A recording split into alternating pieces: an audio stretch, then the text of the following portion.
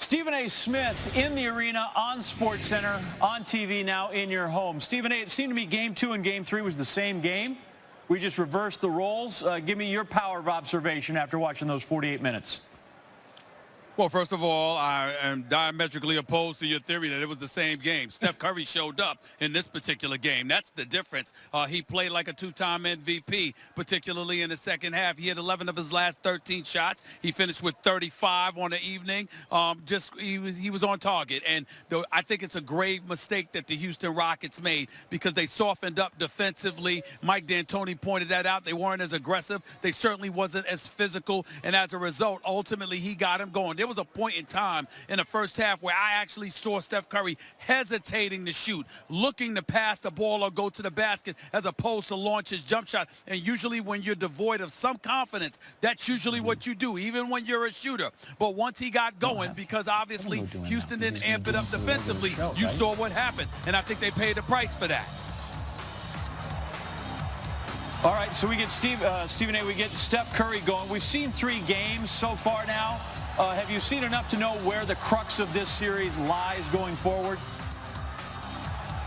Houston has to win Game 4 or this series is over in 6 games. I don't have enough confidence in Golden State to think that they'll go back and win Game 5 in Houston. I saw how that crowd in H-Town was acting in Game 2. I saw how the players fed off of that. More importantly, I saw how there was some, I don't want to call it intimidation on the part of the referees, but when you're on your home court and you have an MVP to be in James Harden and a future Hall of Famer in Chris Paul, you're going to get some calls. So I anticipate that will happen in Game 5, and as a result, the Rockets will win Game 5. So that means Game 4 is incredibly pivotal, because if Golden State comes out and they handle their business in Game 4, then you've got Game 6 right back here at the Oracle, and there will not be a Game 7. So Houston has got to win Game 4. The pressure is on them to step up and produce. The fact that they got waxed tonight, that they got completely obliterated, actually spells good news for them, because you know they're going to be up and ready to go for Game 4, because they're going to view a 3-1 deficit as being the end, and they're going to do everything they can to avoid that scenario. James Harden, 20 points tonight.